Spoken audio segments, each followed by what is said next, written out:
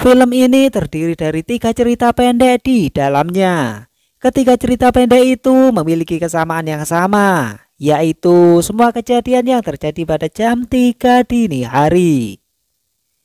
Konon menurut kepercayaan masyarakat Thailand, kekuatan roh jahat berada di puncaknya. Seperti apakah kisahnya? Yuk.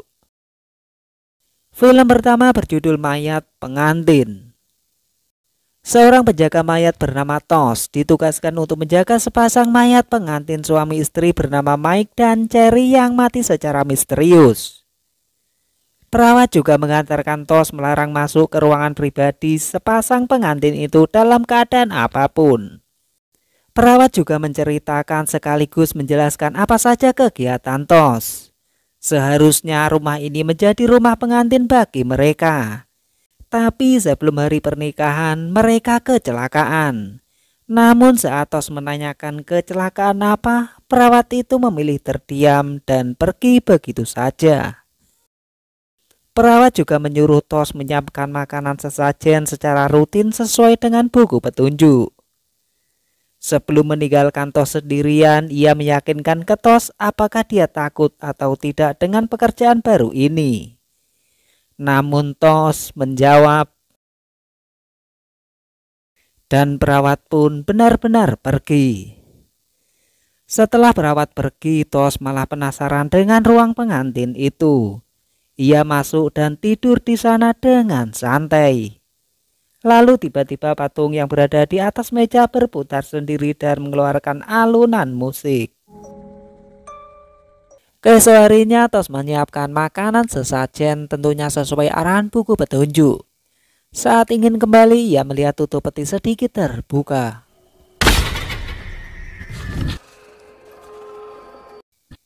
Tiba-tiba seekor tokek jatuh dan malah masuk ke dalam gaun wanita. Tos mengetahui hal barusan, ia secara cepat ingin mengusir. Tapi ia terlena atas kecantikan mayatnya Cherry. Tos berusaha ingin mengambil, namun seakan mayat suaminya tidak terima atas tindakannya Tos. Tos sebenarnya bingung apa yang terjadi barusan. Tos juga penasaran atas kematian pengantin itu secara bersamaan. Saat di kamar ia menemukan suatu benda dalam laci. Ketika dibuka isinya patahan patung musik, kamera dan sebuah CD. Tapi CD itu ketika Tos mencoba memutar tidak terbaca. Kemudian Tos mencari patahan patung musik yang jatuh di kolong ranjang. Tapi saat Tos ingin mengambil lebih dalam, tiba-tiba patahan itu hilang. Lalu Tos beralih ke kamera. Di situ ia menemukan kejanggalan sebelum Cherry meninggal secara mengenaskan. Tos yang lagi emosi setelah melihat Cherry diperlakukan seperti itu, ia kemudian dapat gambaran calon suaminya menyiksa Cherry. Entah kesambet apa, tiba-tiba Tos menemukan sebuah benang. Dan ternyata benang itu adalah benang jahit dada mayat Cherry. Tos perlahan mengikuti benang tersebut sampai mendekati peti mati. Ia melihat sosok Cherry yang seakan memanggilnya. Ternyata semua itu hanya mimpi lur. Dan secara tiba-tiba CD awalnya tidak terbaca kini menyala secara misterius. Yang menayangkan rekaman Cherry tengah disiksa oleh Mike. Tapi Mike melakukan hal itu karena ia sayang ke Cherry. Sayang? Tos yang mengetahui Cherry disiksa sampai meninggal, ia tidak terima ke mayat Mike. Lalu ia mendatangi ruang peti mati. Tapi Tos mendapati peti mati Mike menabrak peti mati Cherry sampai tutupnya terbuka. Tos yang tidak terima menantang peti mati Mike dan memindahkan di ruangan yang berbeda. Tos yang mulai jatuh cinta ke mayat Cherry. Ia memperlakukan layaknya masih hidup, merawat, menjaga sampai berhubungan di luar batas ke mayat Cherry. Tos yang terbangun dari tidurnya, ia mendapati mayat Mike hilang. Namun saat ia mulai mencari, tiba-tiba tangan misterius. Tos yang ketakutan sampai diseret ke kolong ranjang. Dan ia pun ditancap kakinya dengan pecahan patung pengantin yang saat itu telah hilang. Tos yang kesakitan tiba-tiba diperlihatkan apa yang terjadi sebenarnya ke pasangan pengantin itu.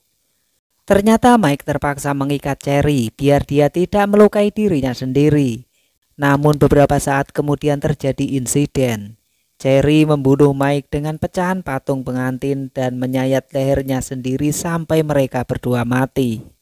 Mengetahui kejadian sebenarnya, Tos ketakutan dan mencoba kabur, namun terlambat.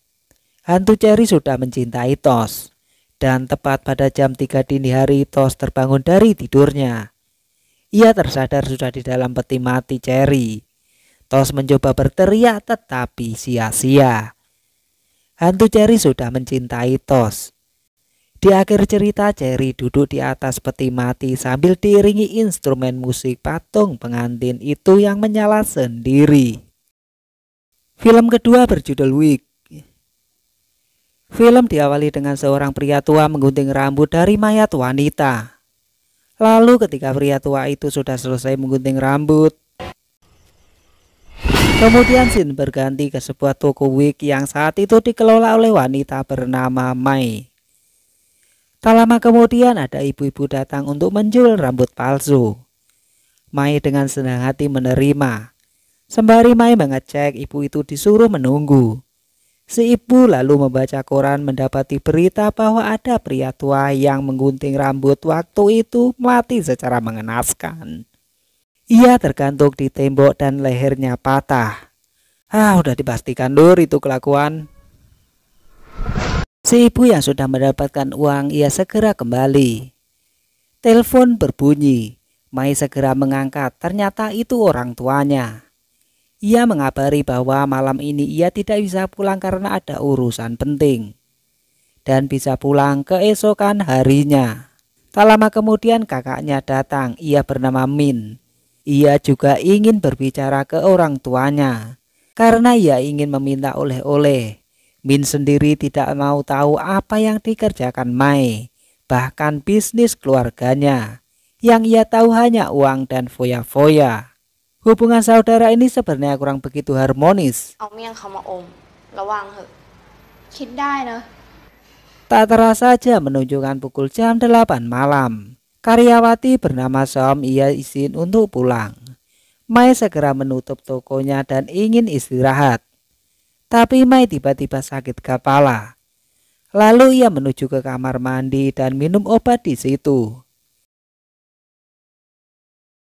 Dan tanpa Mai sadari, ternyata itu darah yang keluar dari hidungnya Mai. Mai segera membersihkan dari air wastafel. Akan tetapi air tidak kunjung surut. Seperti ada yang menyumbat saluran air tersebut. Ketika Mai membukanya, ia mendapatkan gumpalan rambut.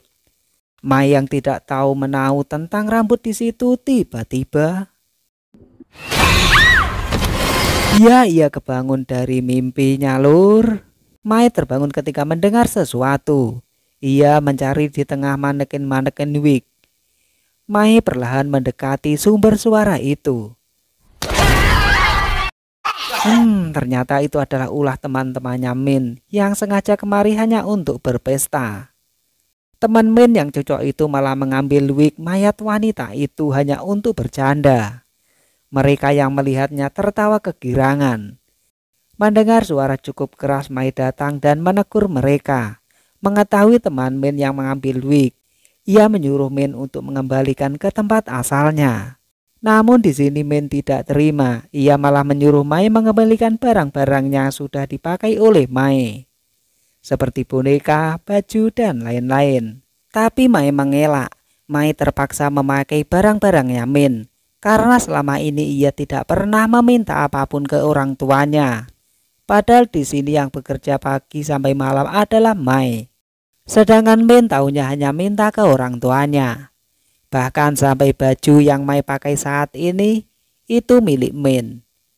Ia terpaksa memakai karena sudah tidak ada baju lagi. Dari sini terungkaplah alasan mengapa hubungan saudara itu kurang baik. Min ternyata iri dengan Mai karena orang tuanya lebih perhatian ke Mai. Sedangkan Mai juga merasa tidak adil karena yang bekerja siang sampai malam Mai yang menghabiskan uangnya adalah Min. Lalu Mai menyuruh sekali lagi untuk mengembalikan wig. Tepat jam 3 dini hari, Lin mengembalikan wig di tengah manekin-manekin.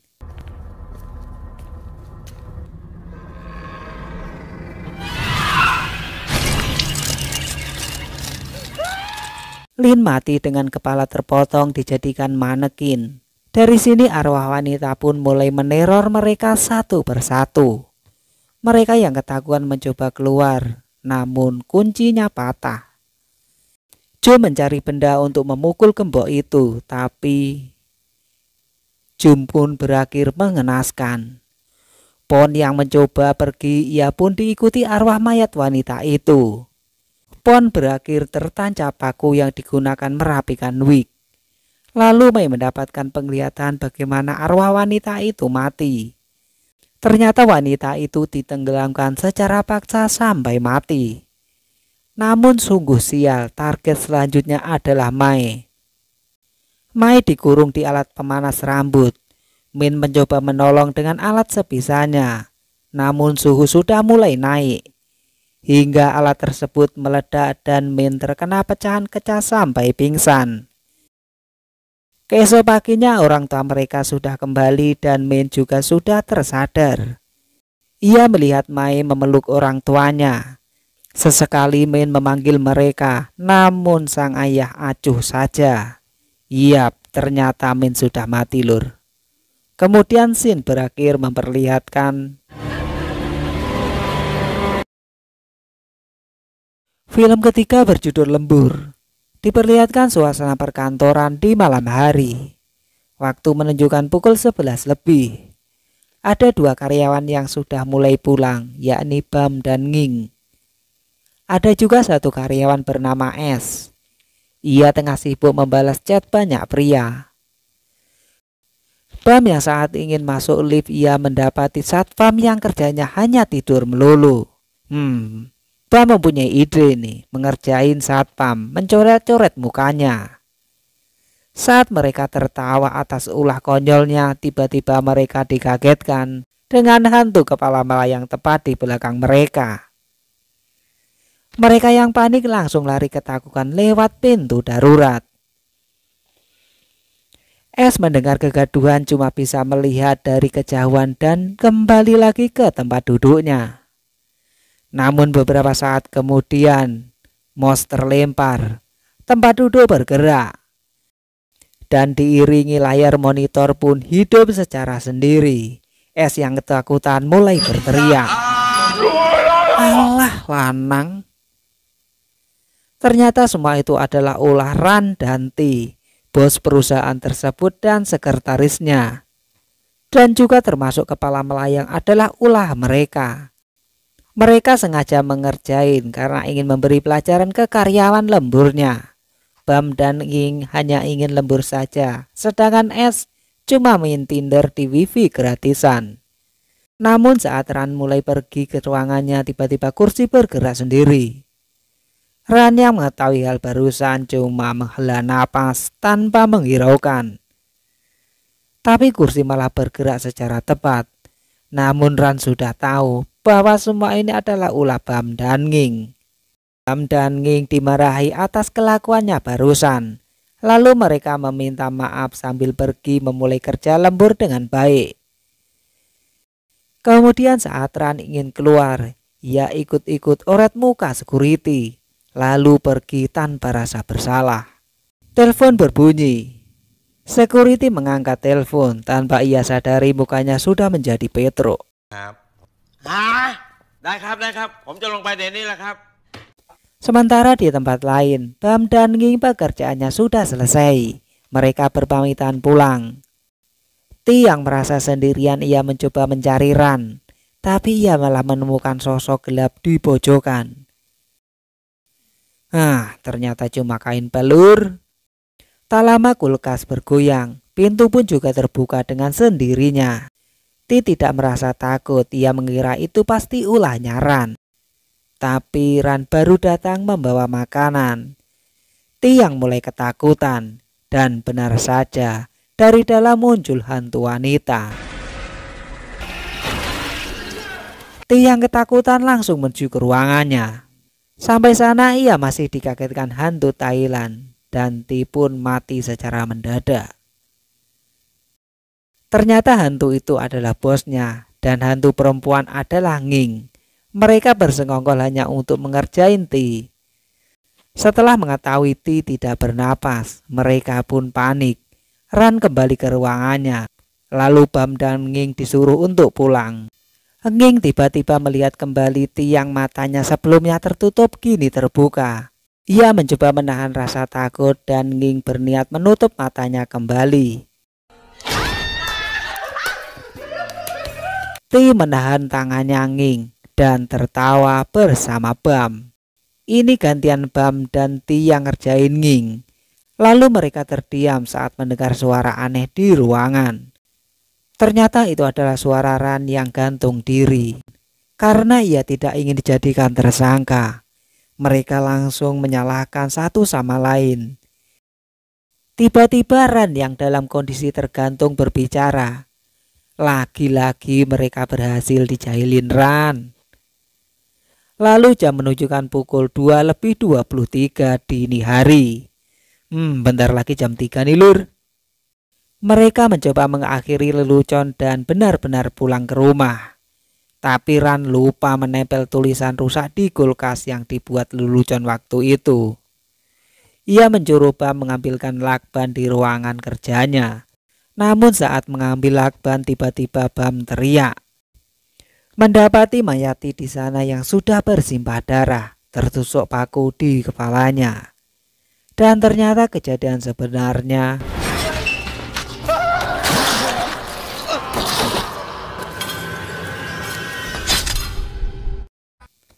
tiba-tiba mereka dikagetkan hantu Ti yang berjalan di sana. Ketiganya langsung lari mencari cara untuk keluar. Namun pintu terkunci. Satu cara mengambil kunci cadangan di ruangannya Ran. Tapi di sini Ran menyuruh Bam dan Nging untuk mengambil kunci di ruangannya. Kalau tidak mau mereka akan diancam dipecat. Sambil menahan rasa takut, arwah Ti yang terus menghantui mereka. Setiba di sana Bam terdiam saat melihat mayat Ran yang sudah tergeletak di bawah meja kantor. Dan lagi-lagi kejadian sebenarnya.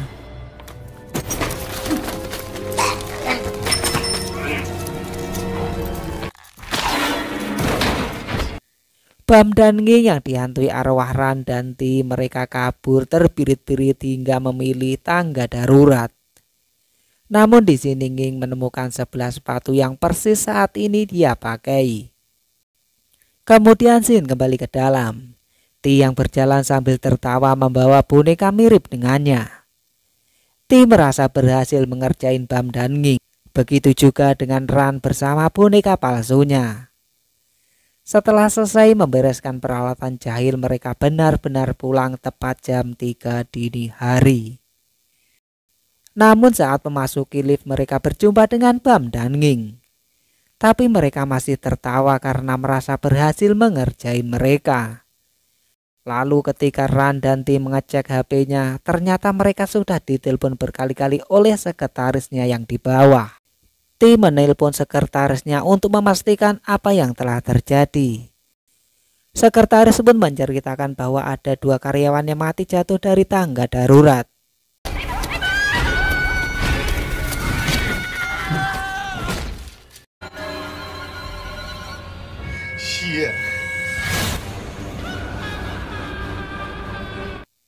Itu tadi cerita singkat dari film 3 I Am. Suwun ya lur udah menonton dan aku pamit.